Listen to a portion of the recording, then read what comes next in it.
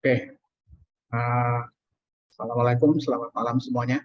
Bisa mendengar suara saya? Waalaikumsalam. Bisa, Pak? Oke, ya. Tolong yang suaranya di mute ya.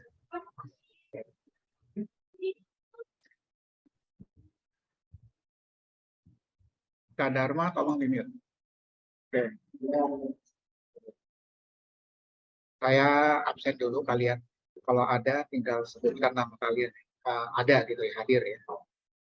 M. Ilham, Ada Bapak hadir.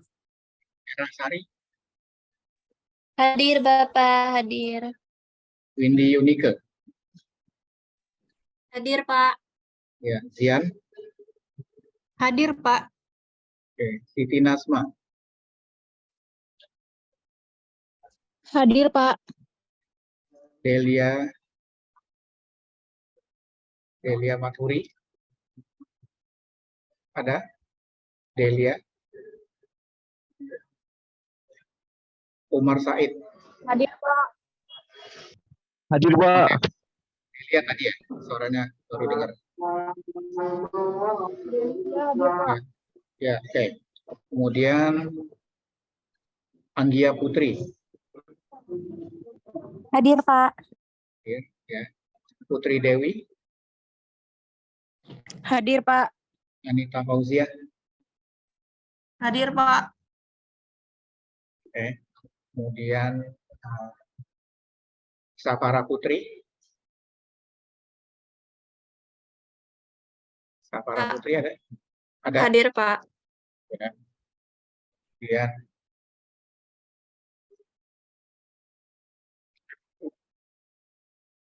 Alfian Abdillah. Hadir, Pak. Oke. Kemudian Arya Muhammad Ridho. Hadir, Pak.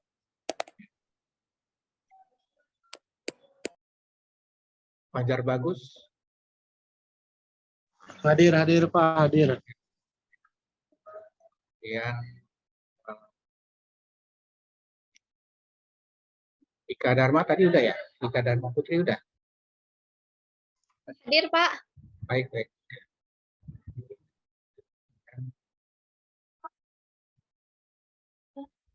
Intan Sabila. Hadir, Pak. Kemudian Ivan Daeli.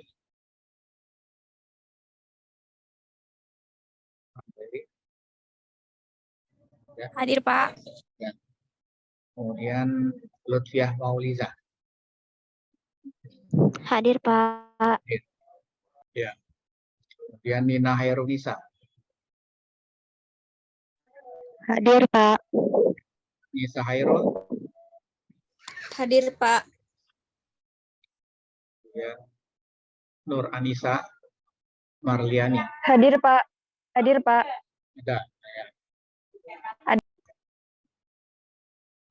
Kemudian lagi Felisa Nurmala Sari. Hadir, Pak. Ya. Baik. Ada yang belum dipanggil namanya? Tahun 23 ya? Saya belum, Pak. Oh, Miftahul Jannah. Iya, Pak. Maaf, Pak. Saya sambil kerja off cam ya, Pak. Terima Oke, kasih. Baik, nggak apa-apa semuanya. Oke, ya kita ketemu lagi ya di malam ini. Ya, kebetulan kita ketemu di pertemuan pertama dan ini juga pertemuan ke-6 ini adalah pertemuan sebelum UTS dan sebelum libur Lebaran. Ya, jadi apa namanya, setelah ini kita nanti akan mulai kuliah lagi tanggal 25 Mei kalau nggak salah catatan saya, karena tanggal 8 Mei-nya kalian UTS ya. Saya lihat dulu. Iya, 22 Mei. Karena 15 Mei. 15 Mei ya, berarti 15 Mei kita ketemu lagi ya. Dan kalian 8 Mei udah UTS ya. Nah, untuk memberikan penjelasan, ngebrief dari yang pertama saya jelaskan dari awal ya. Jadi untuk akuntansi sektor publik ini yang akan di UTS-kan adalah yang dari pertemuan pertama sampai ke yang malam ini. Ya. saya berharap kalian semua bisa lah menjawab nanti pertanyaan ya, karena ujiannya berbentuk pilihan ganda, jadi mungkin tidak terlalu sulit ya. Hanya saja untuk kisi-kisinya kalian tetap harus ada yang ada di dalam materi yang saya jelaskan, ya baik melalui video ataupun melalui slide yang kalian dapatkan yang ada di MyBase kalian. Paling tidak itu yang minimal yang harus kalian pelajari dari situ. Termasuk juga dari soal-soal latihan ya, yang saya selalu berikan. Ya. Kalau misalnya ada yang salah jawaban atau apa, kalian bisa konsultasi ke teman kalian yang dapat nilainya bagus atau 100 ya. Jadi bisa tahu nanti jawaban yang benar yang mana. Ya. Oke. Nah, untuk pertemuan 6 ini sebenarnya materinya agak berbeda dengan yang saya ajarkan di beberapa tahun sebelumnya karena ada perubahan. Ya, kita di pertemuan ke-6 ini mempelajari analisa investasi publik. Ya, sedangkan di beberapa tahun sebelum yang saya ajarkan itu dia lebih ke arah bagaimana penyajian akuntansi terhadap sektor publik. Ya, mungkin ada perubahan kurikulum di sini. Makanya saya tidak memberikan video, ya, karena video yang saya berikan sebelumnya yang pertemuan ke-6 ini sampai ke depan nanti ya, sampai ke 12 itu berbeda sekali ininya kurikulumnya, Bang. Ya, jadi ya terpaksa saya harus nanti akan memberikan penyajian yang berbeda dari yang saya pernah kirim. Ya, pernah saya record di Zoom saya. Nanti saya akan pikirkan setelah liburan nanti. Oke, saya akan share screen dulu ya sebentar.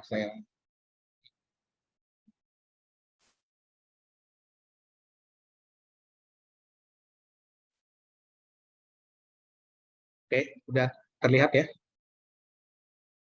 Apakah screen-nya sudah? Oke. Ya, saya coba lihat ya, ini dari beberapa materi yang saya ambil dari Google. Ya, mungkin kalian juga bisa cek ya di Google ya. Jadi di sini kita lebih mempelajari analisis investasi publik ini mungkin agak mengarah-arah ke mata kuliah manajemen keuangan karena yang dipelajari di sini adalah bagaimana kita menginvestasikan anggaran keuangan. Kemudian anggaran keuangan itu nanti akan kita perhitungkan apakah kita akan mendapatkan keuntungan atau tidak. Ada cost benefit-nya. Nah, ini biasanya berkaitan dengan sektor-sektor yang ada di publik yang menggunakan dana yang besar. Nah, itu dia menggunakan uang-uang yang besar dari APBN kita, sehingga dia harus benar-benar diperhitungkan. Ya. Jadi kalau kita lihat program investasi publik ini erat kaitannya dengan anggaran atau penganggaran modal ya, atau kita kenal dengan CAPEX namanya, capital expenditure atau investasi. Nah, ini biasanya dipakai untuk menganalisis proyek-proyek ya dan memutuskan apakah proyek tersebut dapat menggunakan anggaran modal yang sudah ditentukan tersebut. Dan juga nanti di sini akan lebih erat kaitannya dengan anggaran fungsional ya, kemudian alokasi sumber daya ya, dan yang nggak kalah penting yang tadi saya jelaskan adalah praktek manajemen keuangan. Nah, mungkin kalian ada beberapa yang sudah mendapatkan mata kuliah manajemen keuangan. Ya, ini berbeda dengan accounting ya, yang pernah kalian pelajari. Ya. Kalau accounting kan mempelajari historical cost, masa-masa lampau, kejadian yang terjadi di masa lalu, dan itu direcord sehingga nanti akan dibuatlah analisa dari hasil recordnya tersebut. Di manajemen keuangan itu akan berbeda karena manajemen keuangan itu mempelajari yang namanya in the future, apa yang akan terjadi di masa yang akan datang. Ya, sehingga dia lebih ke arah memprediksi sesuatu ya, yang tadinya misalnya kita menginvestasikan uang kita 1 miliar, dalam 10 tahun ke depan nanti akan berapa miliar yang akan kita dapatkan. Nah, ini yang akan dipelajari di investasi ya, di ilmu investasi ya. Makanya ilmu investasi itu sebenarnya menarik ya, apalagi kalau kalian yang bekerja di sektor-sektor investasi ya, itu paling tidak dia harus menguasai namanya CFA, Charter Financial Analyst ya. Kenapa? Karena dia nanti akan banyak berkaitan dengan bagaimana dia menginvestasikan uang di saham, obligasi, ya, ataupun di deposito pasar uang, ya, ataupun forex ya, yang biasanya kita lakukan. Nah, ini menarik. Kenapa? Karena dia harus memprediksi sesuatu yang tadinya dia akan perkirakan dia akan menguntungkan atau tidak, itu dia bisa hitung dari awal. Ya. Makanya nanti kalau kalian ada rumus-rumus kalau kita melakukan investasi ya di dalam suatu project ya, ada namanya visibility study, ada namanya ROI, ada namanya net present value. Nah, itu istilah-istilah di manajemen keuangan yang biasanya dilakukan. Apa yang menjadi permasalahan ya yang dihadapi di sektor publik ini ya investasinya? Itu yang jelas adalah bagaimana programnya itu dibuat sekomprehensif mungkin. Ya. Jadi program itu harus dipastikan benar-benar dibutuhkan oleh masyarakat luas. Ya. Kita ambil contoh ya kayak BPJS Kesehatan itu kan adalah program pemerintah yang memang diperuntukkan untuk rakyat. Ya. Nah, rakyat sekarang begitu mudahnya berobat di rumah-rumah sakit tanpa mereka harus mengeluarkan biaya sepeser pun. Ya. Walaupun memang mereka harus membayar iuran tiap bulan, tapi kan iurannya kecil, tidak sebanding dengan kesehatan yang dia dapatkan. Inilah yang salah satu yang program-program investasi yang memang benar-benar menguntungkan ya, untuk rakyat banyak. Ya. Termasuk misalnya investasi juga di BPJS tenaga kerja atau Jamsos yang kita kenal. Ya, kebanyakan kan tenaga kerja di sektor swasta itu mereka tidak memperhitungkan dana darurat yang akan mereka terima kalau suatu saat mereka harus di PHK atau pensiun ataupun nanti mereka harus keluar dari perusahaan. Yang sostek ini nanti akan mereka peroleh apabila nanti mereka klaim sebagai dana yang akan mereka pakai pada saat mereka nanti tidak bekerja. Nah, hal-hal seperti inilah yang perlu diperhatikan. Ada permasalahan, kemudian setelah itu dipikirkan apa yang harus dilakukan.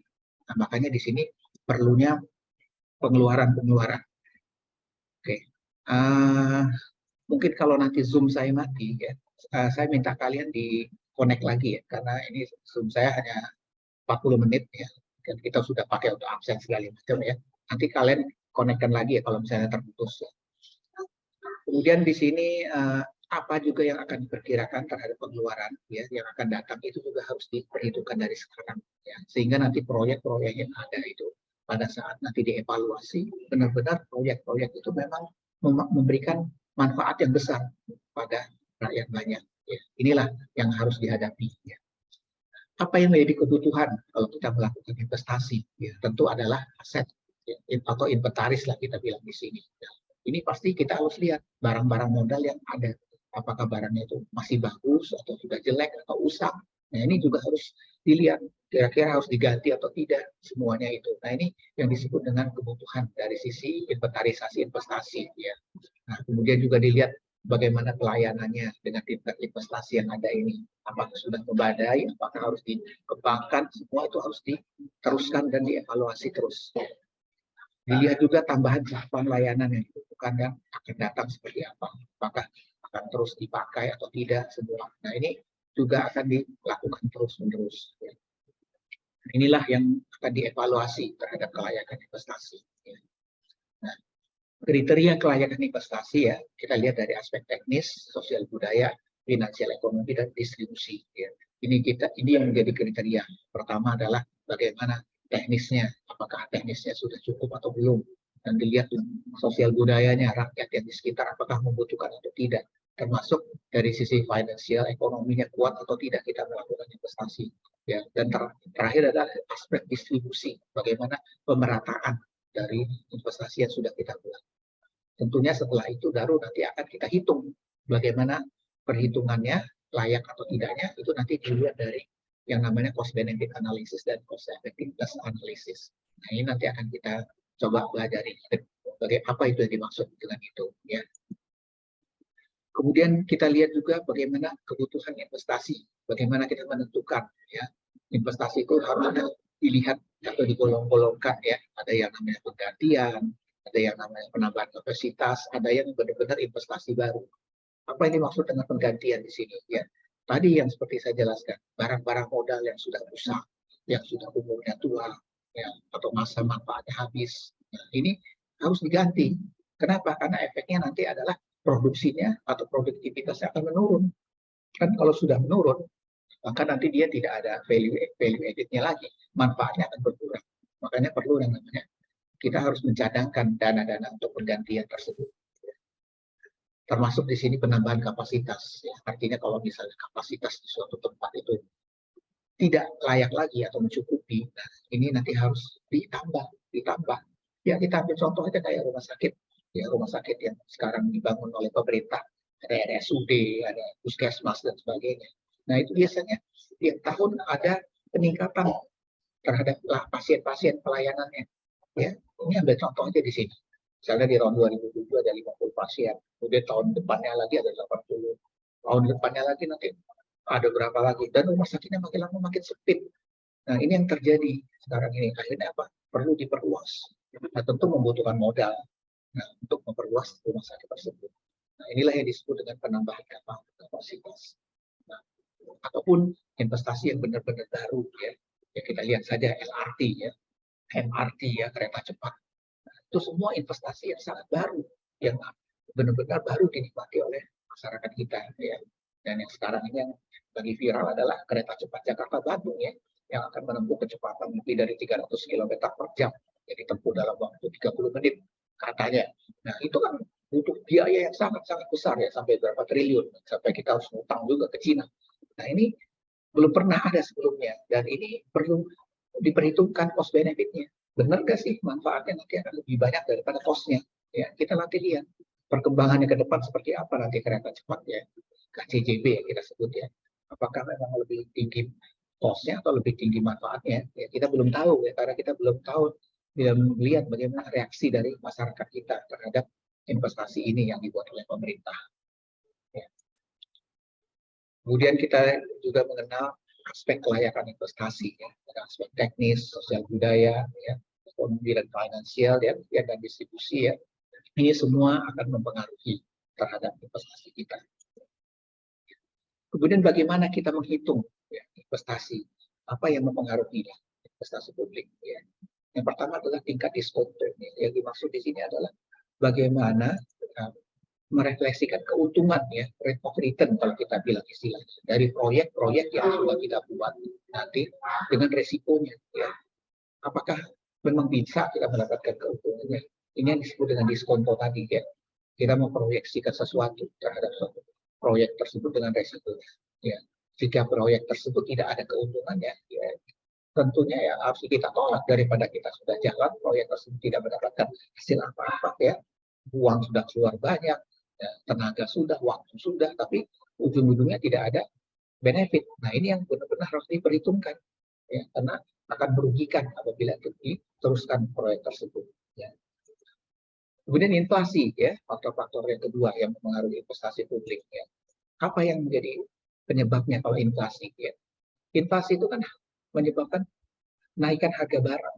Ya. Jadi makin tinggi inflasi, berarti keuntungan itu makin real di masa yang akan datang. Ya, atau kita sebut dengan expected future returns. Maksudnya, karena dia menggerogoti, inflasi itu menggerogoti value nilai uang yang ada di tangan kita. Ya. Ambil contoh, di 10 tahun yang lalu mungkin nilai uang 10.000 itu sangat besar ya, bagi kita, bisa beli apa aja. Ya, tapi 10 tahun kemudian 10.000 sepertinya tidak ada artinya. Ya, mungkin hanya bisa beli jajanan aja, ya, tapi tidak bisa beli-beli yang lain. Nah, ini yang disebut dengan bagaimana inflasi itu menggerogoti nilai intrinsik dari uang kita, value-nya, sehingga akhirnya kita merasakan manfaatnya itu jadi berkurang di sini ya, dari sisi itu. Nah, inilah yang menyebabkan bagaimana pengaruhnya tadi besar. Nah, apalagi yang lain ya, resiko dan ketidakpastian. Apa itu maksudnya? Ya, tentu kalau kita membuat suatu proyek, ya kita harus melihat resikonya ke depan seperti apa, ya. Karena kita akan mengetahui namanya required rate of return (ROR). Ya. Makin tinggi, ya, ROR-nya itu akan makin, ya, investasinya akan makin naik. Ya. Karena di sini kan ada ketidakpastian ekonomi, hukum, ya, ataupun ada kekacauan sosial politik. Apalagi kalau tidak ada jaminan keamanan, ya. Nah, ini nanti akan meningkatkan risiko investasi, ya. Kenapa? Karena misalnya kayak sekarang nih, pemerintah kita gencar menarik investor dari luar supaya menanamkan modalnya di Indonesia. Tapi ya, apabila situasi ekonomi, kemudian situasi politik kacau, ya investor juga mikir 2 kali untuk menanamkan uangnya di sini, ya. Makanya mereka akan mencoba menahan itu semua apabila ketidakpastian itu tidak ada di negara kita. Ya. Nah, itu adalah yang ketiga, ya, faktor yang ketiga. Nah, faktor yang keempat ini adalah yang mempengaruhi investasi publik itu adalah capital rationing. Apa itu dimaksud capital rationing?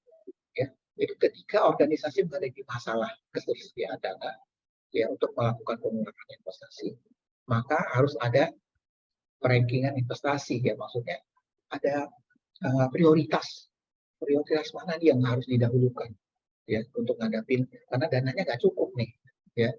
Misalnya kayak sekarang nih ada proyek ibu kota negara IKN, itu penting nggak nih proyek ini IKN? Mungkin bagi pemerintah itu sangat penting, makanya dia menjadi prioritas nomor satu yang harus dilakukan. Nah, kalau memang dia tidak penting, tentu dia menjadi urutannya ke bawah, yang ketiga, dan empat, dan sebagainya, karena yang lebih utama lagi ada di sini prioritasnya. Ini yang disebut dengan capital rationing, ya, prioritasan. Bagaimana kita melakukan penilaian investasi publik? Ya? Ini ada 4 teknik dasarnya. Yang pertama, kita harus mengidentifikasi kebutuhan. Ya. Apa nih yang memang kita butuhin saat ini? Ya. Apakah kita butuh ibu kota negara? Apakah kita butuh kereta cepat? Apakah kita butuh MRT, LRT? Ya. Nah, kalau memang itu semua dibutuhkan, ya harus benar-benar diidentifikasi mana yang kira-kira. Nanti kedua, yang menentukan manfaat dan biayanya, mana manfaatnya yang lebih besar daripada biayanya. Ya, ini semua dalam rupiah, jadi dihitung secara detail. Ya, nanti setelah itu baru nanti akan dipilih proyek-proyek yang memiliki manfaat yang lebih besar. Kenapa? Kalau dia manfaatnya besar, tentu nanti harus dibutuhkan.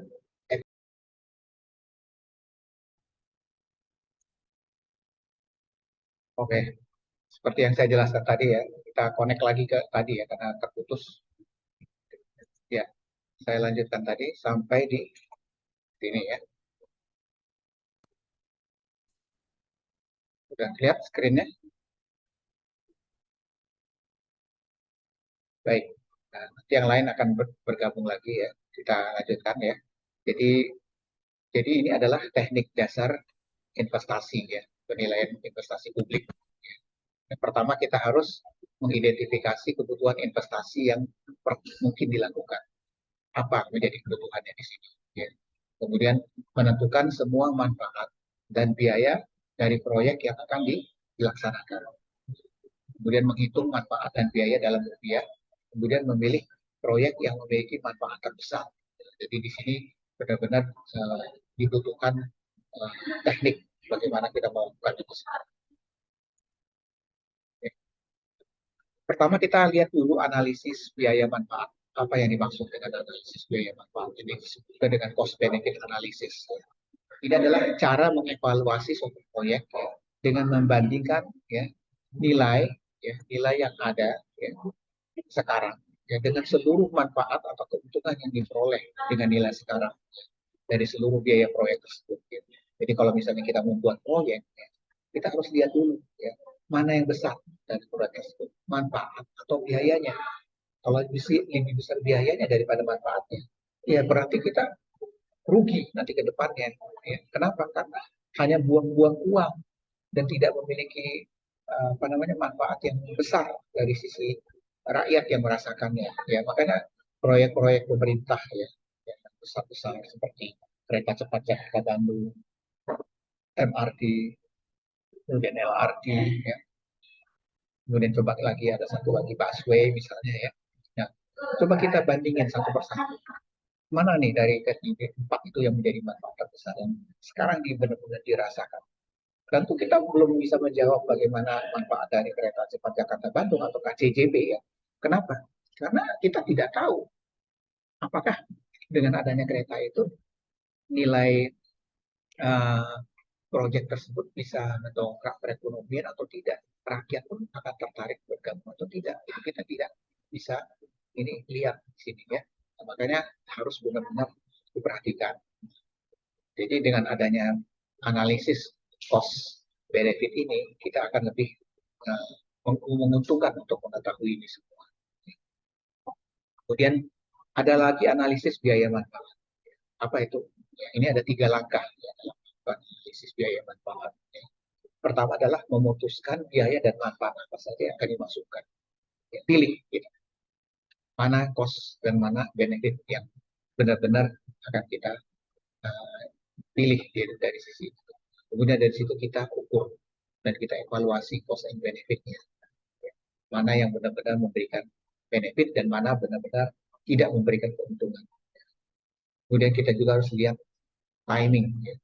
Artinya waktu penggunaan dana. Ya. Timingnya seperti apa, aliran biaya dan manfaatnya seperti apa. Itu harus diperhatikan semua. Ya. Ini ya untuk analisis cost benefit. Kemudian analisis efektivitas, ya. Ini kita harus lihat, ya. Kita harus menilai biaya dan manfaat yang dapat dikuantifikasi, ya. Baik yang sekarang maupun yang akan datang atas suatu proyek. Ya.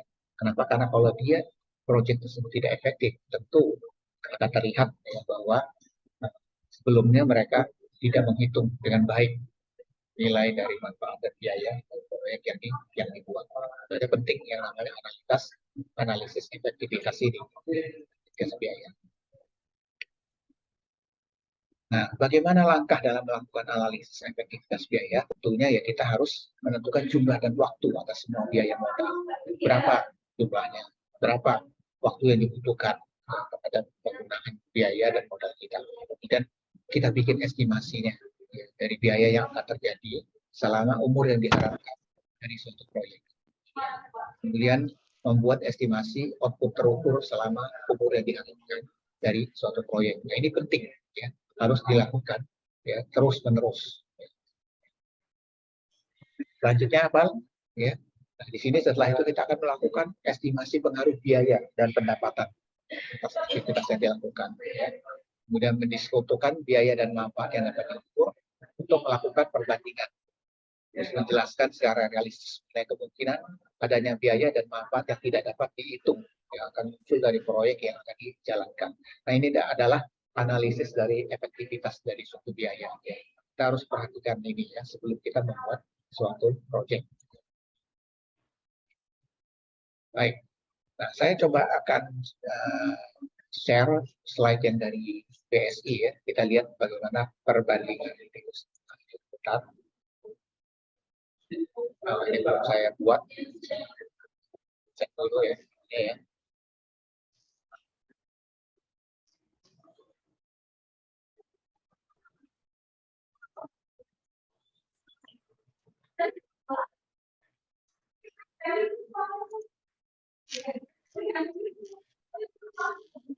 Mungkin sebelum sambil saya mencari slide saya, ada yang ingin kalian tanyakan?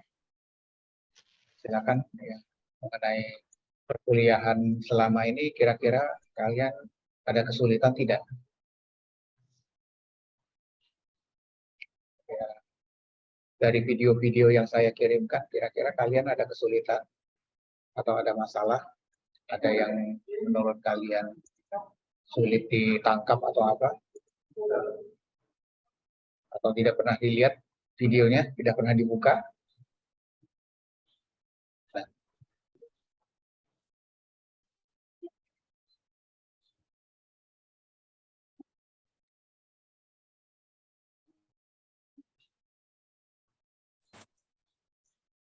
kira-kira ada yang menjadi perhatian tidak dari apa yang saya kemukakan, ya.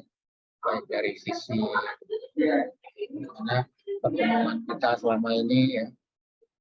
Kemudian perkuliahan selama ini ada yang kurang kalian pahami, ya bisa kalian tanya mumpung saya ada di sini ya.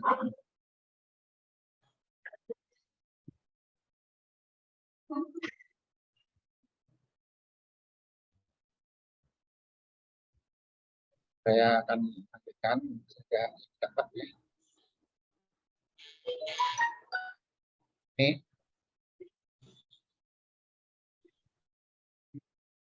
ya.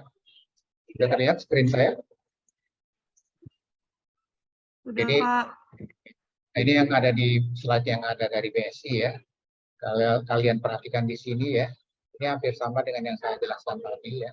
Jadi saya coba akan melihat dari sisi ini tadi ya. Apa namanya, ini sudah, nah ini teknik dasar penilaian investasi publik. Jadi ada 4 teknik dasar. Yang pertama adalah mengidentifikasi, ya. Ini saya ulangi lagi, identifikasi investasi yang mungkin dilakukan. Apakah benar-benar proyek yang akan kita buat itu menarik atau tidak, menguntungkan atau tidak, ya, mendapatkan profit atau tidak dari itu semua. Nah, ini harus benar-benar dilihat dari awal sebelum kita langsung terjun. Baru nanti setelah itu yang kedua adalah menentukan semua manfaat dan biaya dari proyek yang akan dilaksanakan. Yang ini disebut dengan cost benefit relationship. Ya. Baru nanti yang ketiga adalah menghitung manfaat dan biaya dalam rupiah. Jadi benar-benar dihitung secara detail, ya, secara rupiahnya, item per item. Ya. Baru nanti yang keempat adalah memilih proyek mana yang memiliki manfaat terbesar dan efektivitas biaya yang tinggi. Dari 4 teknik dasar inilah yang nanti harus menjadi awal mula.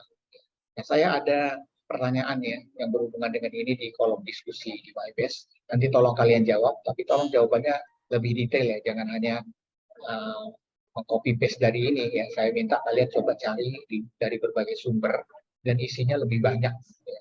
Nanti akan mempengaruhi nilai dari jawab tersebut.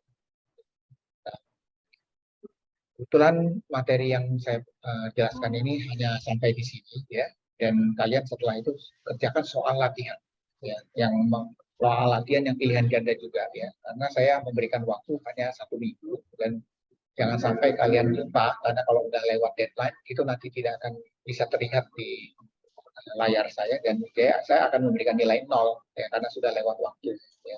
Ada beberapa teman kalian yang tidak mengerjakan akhirnya kelewatan ya, dan nanti akan mempengaruhi nilai tugas. Ya.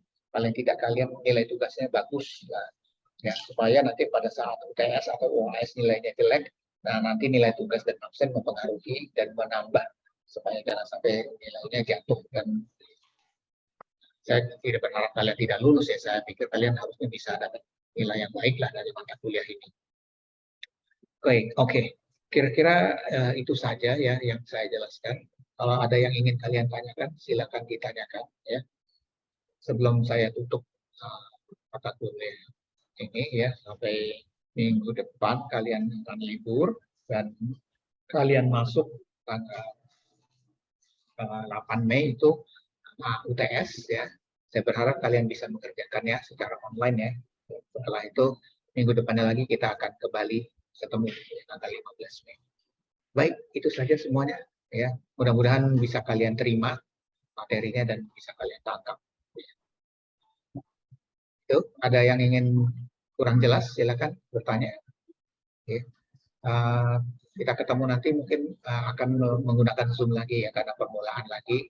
Ya, saya akan mengadakan Zoom 4 kali ya dalam semester ini ya, dan selebihnya saya akan coba memberikan video. Oke. Kalau tidak ada yang ingin ditanyakan ya, saya harap kalian semua bisa mengerti apa yang saya jelaskan malam ini. Dan terima kasih atas perhatiannya. Ya, selamat malam. Assalamualaikum warahmatullahi wabarakatuh. Terima kasih. Waalaikumsalam. Assalamualaikum warahmatullahi wabarakatuh. Terima kasih ya Pak.